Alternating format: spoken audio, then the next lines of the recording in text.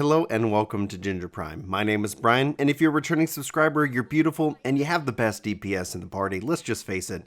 That's what you get for subscribing, by the way. Random compliments at the start of videos, and who knows what else I'm going to hide at the end of this video. We'll have to wait and see. Anyway, today we're going to be talking about my first impressions of a Guild Wars 2 dungeon.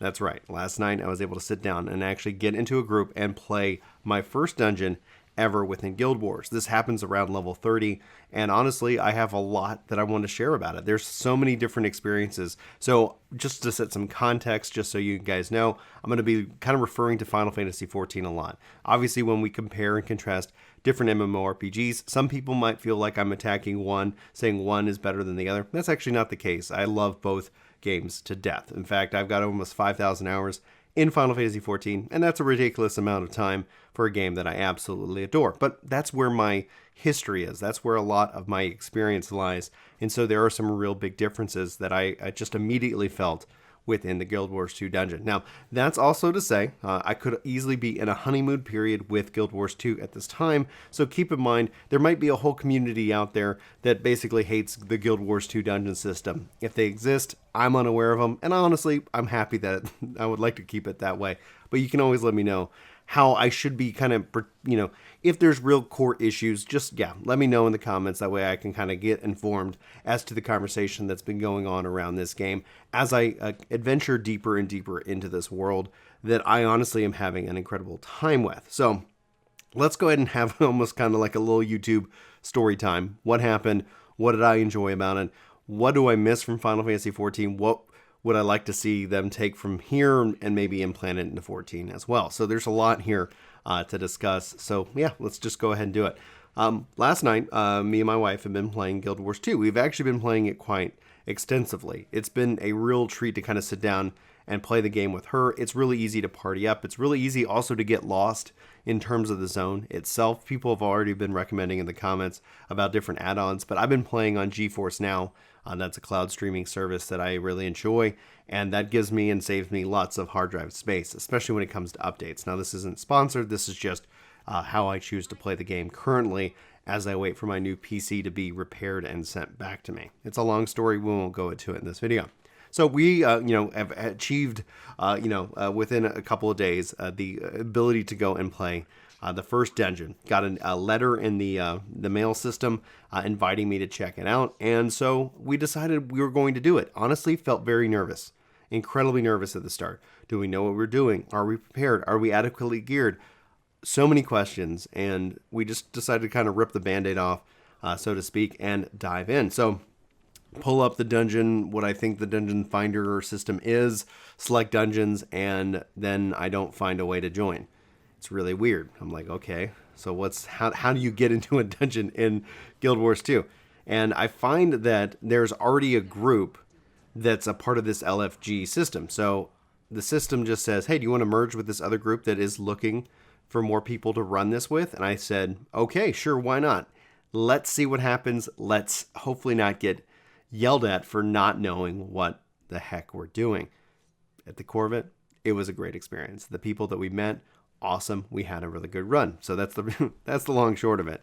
Then the second challenge was the guy messaged us and is like, hey, I've already fought some monsters in the dungeon itself. Come on, we're ready to rock and roll. And so I pull up the system and I have no idea how to get to the dungeon. In fact, I've never actually been in the zone where the dungeon's at. That's how new I am to the game. And so I go, hey, is there a button? Can y'all summon us here? How does that work? And they said, oh, if you have one of those friend teleport options, you can just kind of jump right to us. Or somebody who's in your party. I go, oh, cool, I have those. But it turns out that I wasn't able to do that while they're in the instance. So they were so kind, and they actually just backed out of the instance. And both my wife and I, we just ported right in. And there we go. We were ready to rock and roll. And we went in and got killed by traps. That's not the whole story, but holy crap, that was so fascinating. Obviously, the game's been kind of training us for this, but there was no hand-holding, at least to how I felt. We went into the dungeon itself. We all charged forward. We got traps. We fought enemies. We fought trash, I guess. And then eventually we got to a point, obviously kind of interspersed with cutscenes, because this is kind of the story mode version of the dungeon, as opposed to, I guess, typical replays and repeats. That's what I'm going to kind of look to evaluate later down the road, especially when it's like, hey, well, running a dungeon once is always fun. I love running a dungeon once in Final Fantasy XIV. What happens when you run a dungeon 1,000 times? I don't have those answers for you here in Guild Wars. I could talk to it in course of 14, but it's not fair to really compare like, hey, yeah, you've run that dungeon 1,000 times. Of course you know everything about it, versus here where at some point maybe there's going to be a critical path, a quick way to kind of dive in, jump in, crush it, and then get out. So when you're kind of going into farm mode, mental or like the way you approach it changes, of course. But anyway, we start running in, we start kind of clearing out bosses. There's little cutscenes kind of feeding us the story. Well, we thought, as a part of it, like, let's go ahead and skip the cutscenes, the first one. And we did. And then we got our butts killed because the other parts of the party didn't. And there was a monster boss event that kind of spawned right by us. So we were all in cutscenes. They were all in cutscenes, and it was just me and my wife fighting this boss. And then they were thankfully finished their cutscene so that we didn't rush them. And at the core of it, I thought that was fascinating. We've seen that happen in the past with 14. And it ends up being something that kind of holds 14 back in terms of its 8-man MSQ, massively cutscene driven events that, is still essentially kind of an issue to this day. So that was something that was interesting, that the cutscenes weren't overly long, but they were there. It was kind of driving that story forward. I'm doubtful that, like on repleted plays as a part of the non-story mode instance, but the Explorer instance, that we would see it, probably those things removed. Who knows? I'll let you guys know in subsequent videos if that ends up being the case. All right. So we ported, we played, we fought the bosses, we got treasure each and every time, lots of loot. So first things first, if I was going to be critical of Guild Wars 2 for anything, it's how rewarding the game is. It just hands you loot. And I get the impression it's handing me so much stuff. So there is that more inventory management. Thankfully, I have several bags. Thankfully, that I feel like I have an adequate amount of storage space for my character. But the game still is going to shower you and shower you and shower you with loot. The thing that I take away from that is that don't go unprepared. Don't go into a dungeon with a full inventory. You're going to regret it, because I felt like it was very rewarding. I ended up, like, in terms of like my current monetization, like with gold, silver, copper, like within that kind of structure, I feel like I'm obviously on the poorer side. If I was going to go try to take that and turn that into the gems currency, like, I'm nowhere near close. I've only got, 50, 60 gold? Okay, cool. That's great. How much is it for gems? A lot. 130. Okay, I'm halfway there if I want to try and, maximize without, having to spend the currency. So I don't actually fault Guild Wars for that. It's just the game showers you with stuff on a regular, consistent basis, which is exciting and a little bit overwhelming. If I had half the inventory I had, I would feel like, am I having to make those decisions in the dungeon? Am I slowing down the party, trying to figure out what to keep and what to get rid of and what to sell? And, when we're just trying to run the content. So don't go prepared or unprepared into the dungeons themselves.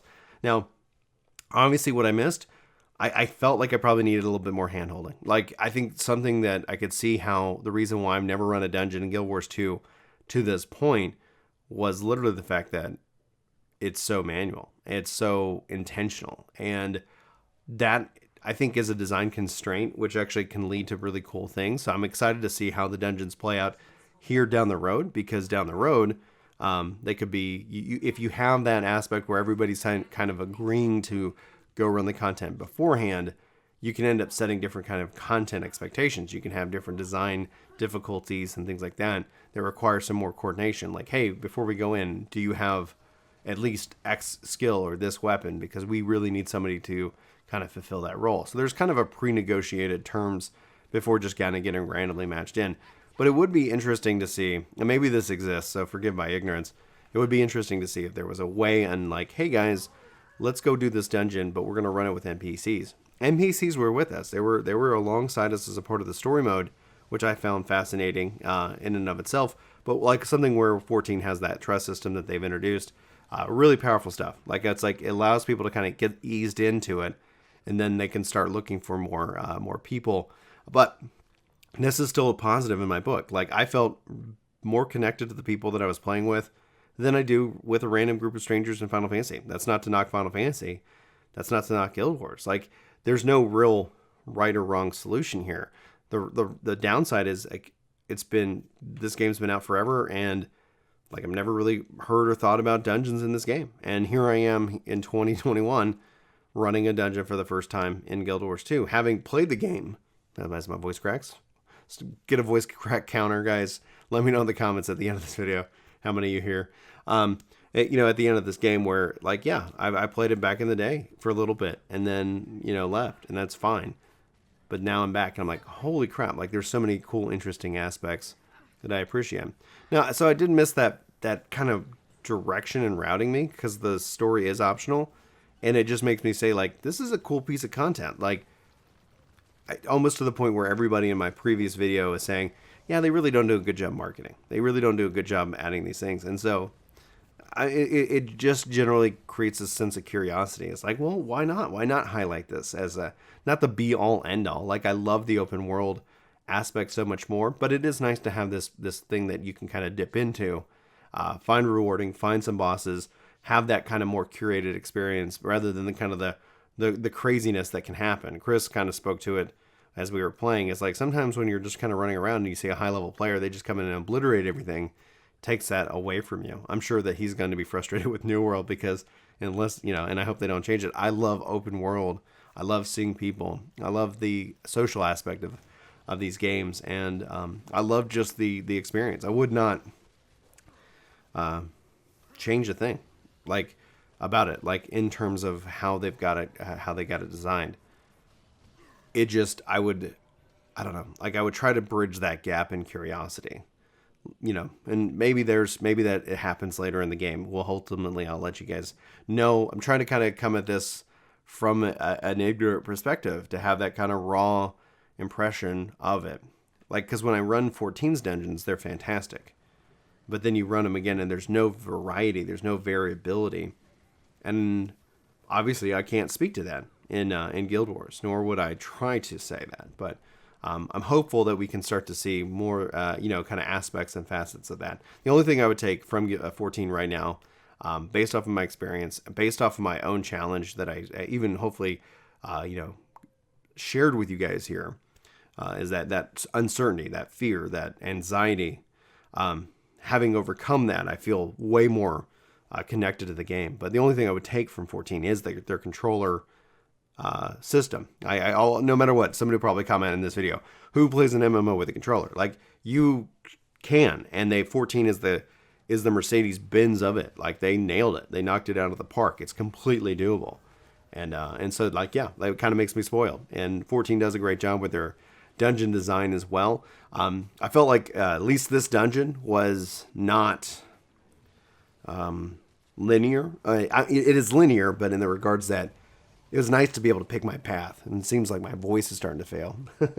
So we'll wrap it with that. Voice is failing. Wow, that was impressive. Way to go, Guild Wars. Shame on me for taking this long to do this thing. But yeah, that's my thoughts. That's my perspective. Let me know what I need to know. You know, let me know what I'm missing. I'd love to hear from you. I'd love to have that conversation. I'm going to wrap up. We got lots of stuff to do. And I just kind of want to sit down and put these thoughts together and share them with you. I thank you for being here. If you made it all the way to the end, you've unlocked the title of Dungeon Master. Enjoy that title, guys. Thanks for being here. You are a legend. You are amazing. I really do appreciate all the support. Again, thank you for the 30,000 subs. We recently just crossed over that landmark, shooting for the moon, I guess. 50,000, hopefully in 2021. We'll have to wait and see. You know, obviously I want to earn your subscription. I don't, you know, I'm not sitting here to say like you need to sub, but if you do, and this is the video that does it, let me know in the comments below so I can officially welcome you to the channel. If you liked it, hit the like button. If you didn't like the video, hit the dislike button. That helps me kind of inform what I'm doing, right, wrong, left, right, upside down, and center. So anyway, guys, with all that being said, thank you so much. I love you, and I'll see you soon. Take care.